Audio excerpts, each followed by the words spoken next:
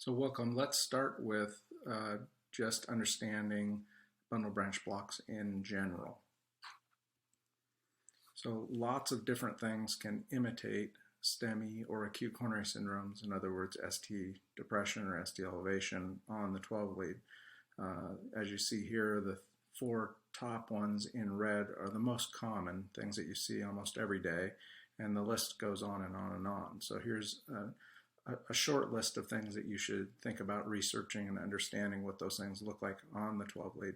But I would say for the most part, 90% of your job, you'll see bundle branch blocks every day, potentially left ventricular hypertrophy, paced rhythms, and ventricular rhythms. And if you can just knock those four things off as imitators when you look at an electrocardiogram before you start analyzing it for acute coronary syndrome, it will save you a lot of time and effort to make sure that you understand that those things may actually imitate MI on the 12 lead itself. So let's talk about bundle branch block in particular. That's what this section is about. And just remember that, you know, from the SA node to the AV node, electrical current is firing, and from the AV node down through the bundle of His, that first short section below the AV node breaks off into the right bundle branch and the left bundle branch. The left bundle branch further breaks off into a posterior fascicle and an anterior fascicle. So I'm just going to highlight over here, as you come down the left bundle, this is the left main portion of the bundle, breaks off into the left posterior fascicle, and then this is the left anterior fascicle. So you've heard of hemiblocks and you've heard of fascicular blocks. Basically means the same thing, a half a block, right? And that would be where you have a block either here or here, but not both. Whereas a bundle branch block on the left side would happen in that first short section of the bundle. On the right side, if you break the wire on the right bundle, or it shorts out or stops functioning, then you would have a right bundle branch block. There are no additional fascicles over there. When you block on one, either the left or the right bundle, let's talk about the left bundle. If you block here so that no electrical activity comes down on this side, it doesn't depolarize this ventricle, and then what happens is the right ventricle depolarizes, and then over a period of milliseconds, that wave of energy crosses over and allows the left ventricle to fire, but at a delay. So that's a delayed polarization, and it works in reverse too, right? If the block is on the right side, it comes down the left side, this depolarizes on the left side, and then there's a delay as that wave of energy makes it over to the right side. And so therefore we can understand a right or a left bundle branch block just by the sense of it's a delay of conduction getting to that side, because that particular portion of the bundles, either left or right, is got a delay in it or a break in it, so that it's not getting the depolarization on that side that it's looking for. This can be a pre-existing condition. As you know, you've seen lots of people that have left bundle branch blocks or right bundle branch blocks, and that's what they've had for 20 or 30 years. But it can also be caused by an MI. Remember that the bundles themselves are living creatures that require blood supply in order for those things to stay alive. And those are generally fed by the left coronary artery. And so therefore, if you have a left coronary artery occlusion up high and it doesn't allow blood flow to get down and feed those bundles can actually have a problem too, whether that be a left bundle or a right bundle or both, which you would see as a complete heart block.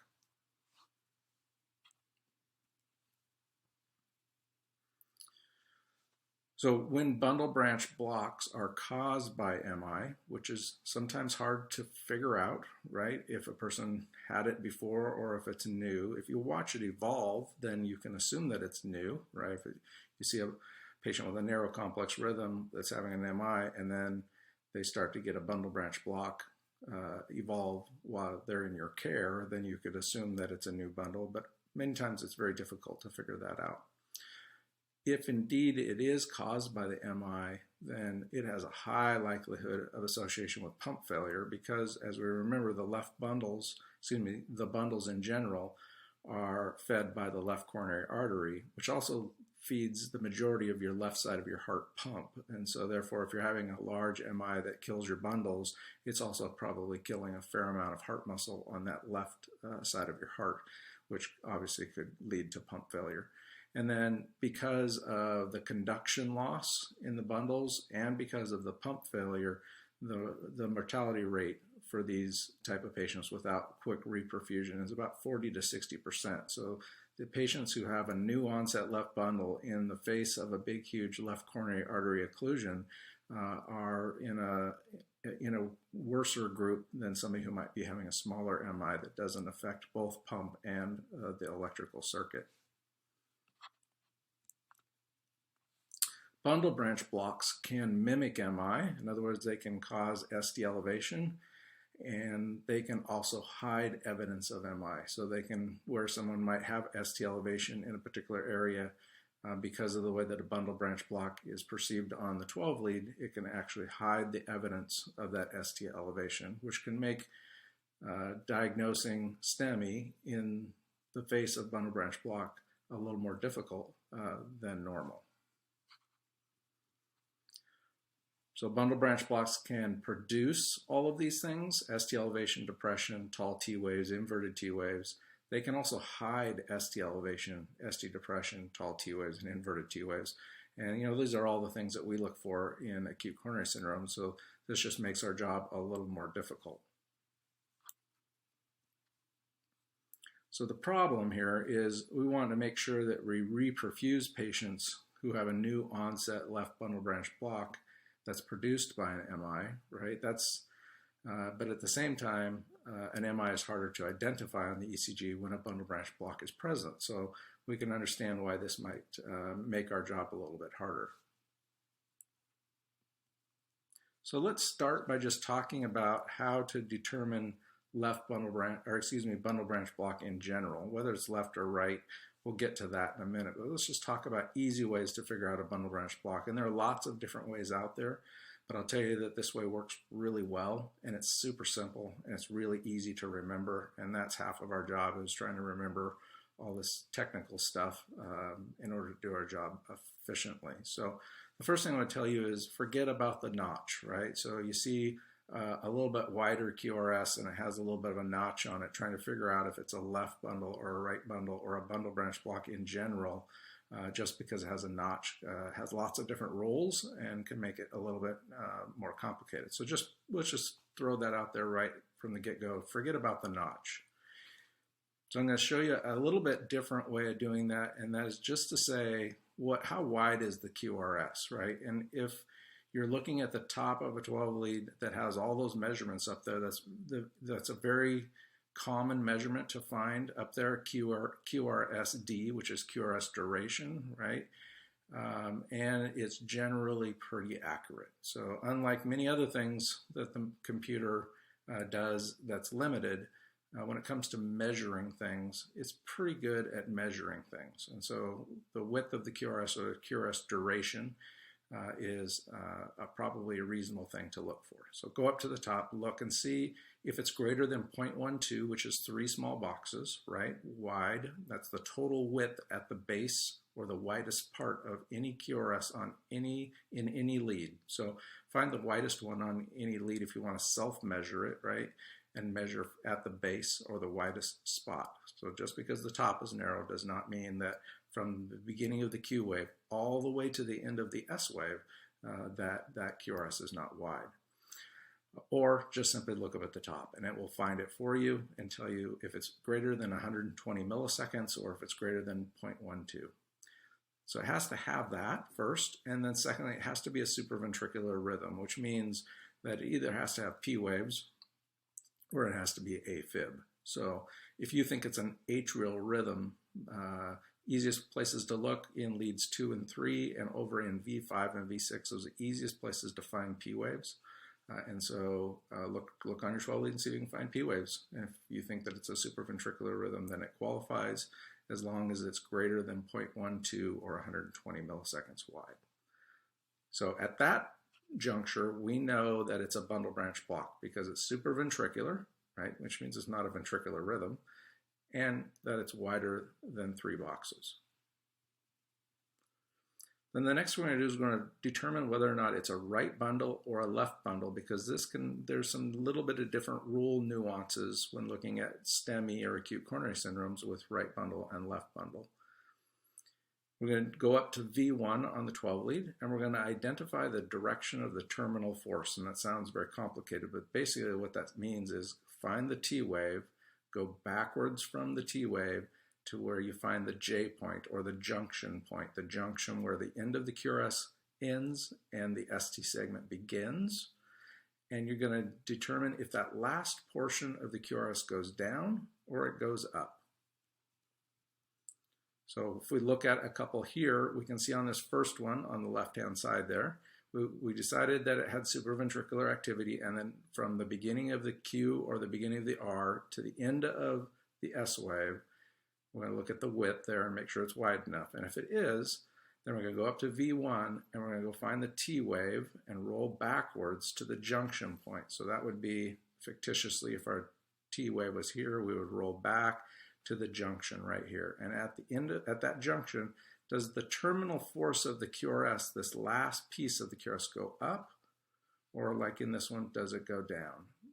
If it goes up, it's a right bundle, and if it goes down, it's a left bundle. So that's super easy to remember. Now, another way to think about this is if you're driving your car along, right, and you drive up and you see this thing in front of you that we're looking at right here, these QRSs, and you go to the T and you roll back to the junction, and you notice that the last portion goes up. It'd be like lifting your blinker up to go right, or pushing your blinker down to go left. So in this case, this one goes up, we push our blinker up. When we push our blinker up on our car, that means we want to turn right. So that will remind you that that's a right bundle branch block. And on this one here, if we're driving along and we looked and we saw the terminal force go down, we would push our blinker down on our car to go left. That would remind you that this terminal force going down means a left bundle branch block. So let's just look at a couple by practice. We can see that there's a P wave here. We notice that it's wide. If we looked up at the top, we would see that this is about 0.14. We would go to the T wave in V1, and from the T wave, we would walk backwards to the junction point. There's the junction point. We push down. The last portion is a terminal force of that QRS is down. We push our blinker down to go left. That's a left bundle branch block. Over here, we see a P wave. It's supraventricular from the beginning of the first R through the R prime and to the junction. From here to there, you can see that's really wide. That's probably at least 0.16, if not bigger, right? We could always look up at the top and see what the measurement says. If it's greater than 0.12, then we go up to V1, find the T wave, roll back to the junction, and from the junction, this goes up. We push our blinker up to go right in our car, so it's a right bundle branch block. Let's look at a couple more. Here's a first degree block, right? And you can see there's a P wave, supraventricular. It's greater than 0.12. We go up to V1. From the T wave, we go back to the junction, and from the junction, the terminal force goes up. So we push our blinker up. That's a right bundle branch block. This one here, there's supraventricular activity. It's greater than 0.12 in width. We go to our T wave, roll back to the junction. From the junction, it goes down. So we push our blinker down. It's a left bundle branch block. So let's just take a look at an electrocardiogram and see how this kind of plays out. We can see that this is clearly wide. We can see it wide in many different places. We can look over at lead 2, and we can also look over at V5, and we can see clearly that there are P waves with this particular rhythm. So it's a supraventricular rhythm. We would look up at the top and see what the measurement says. It's probably about 0.13 is what that width on that is. We can go up to V1, right? And from the T wave, roll backwards to the junction, push it goes down, we push our blinker down. It's a left bundle branch block. So left bundle branch blocks do a lot of things to the ECG. Most prominently, every time that the QRS goes up, it pushes the ST segment in the opposite direction. So you can see this kind of ST depression here. You can see it here again, right, when it's going up, right? When the QRS goes down, it draws the ST segment up and causes ST elevation, right? So hard to tell if that's ST elevation from the left bundle or if that's ST elevation from an MI, right? And so it can hide those things pretty easily on you and make it difficult to detect. We'll talk about left bundles in particular in just a moment.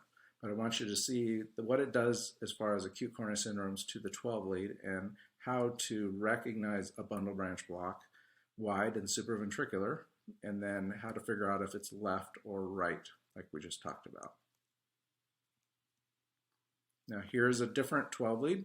We can clearly see that it's wide. Now it doesn't look like it's wide everywhere, so it doesn't look, you know, if you look from the beginning of the R wave to the end of the S wave, that's actually quite wide right there, right? And same with this one here, from the beginning of the R wave all the way to the end of the S wave where it comes back up to the isoelectric line is still wide, even though the main portion of the QRS is not wide. Now we get some nice other looks that make us pay attention and notice that it's clearly wide. Right bundles can be a little bit tricky in the sense that they can look a bit narrow in some places. Find the complexes that are the widest. Don't look for the narrowest ones, right? So in this particular one, you know, here from here all the way to there is very, very wide. And that's exactly what your defibrillator is looking for when it interprets the 12 lead is. Where is the widest one? And let's measure it. So this one's probably about 0.16, 0.17 is my guess. But we could simply go up to the top of the 12 lead where those nice numbers are and get that measurement, or we could count little boxes, right? We want to be greater than 3 small boxes, and we have that just in this portion of that rhythm, so it's clearly greater than 0.12. Once we decide it's wide and it's supraventricular, we go up to V1, we find the T wave, we roll back to the junction. From the junction, it goes up. We lift our blinker up to go right in our car, so it is a right bundle branch block. So notice what a right bundle branch block does. It causes ST depressions. You can see it flips T waves. You can see that there and here. Those are very common things that a right bundle branch block does, is ST depression and flipped T waves. So that can distort your interpretation of ischemia, right? Ischemic type things, or if you're looking for reciprocal changes, it can distort that too. So just know that right bundles and left bundles distort your ability to look at acute coronary syndrome, and in some cases, STEMI. We'll talk more about right bundle branch blocks in just a moment.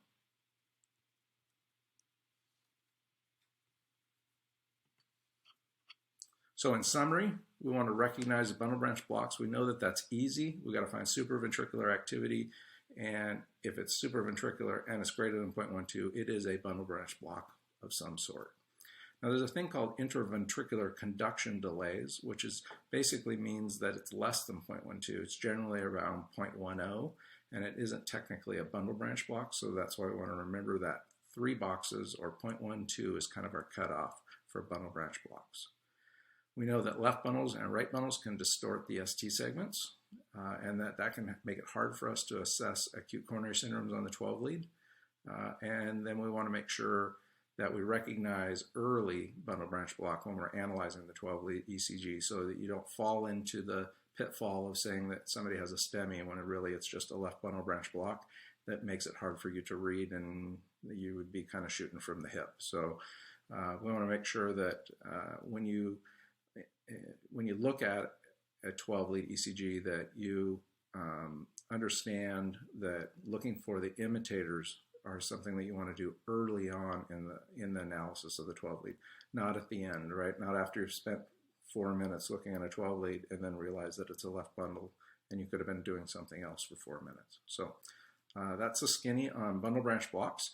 Next up, we'll look at left bundle branch block and then right bundle branch block before we start looking at some cases, so that you have a pretty good understanding of what those things do to the 12 lead and how you can kind of work around those.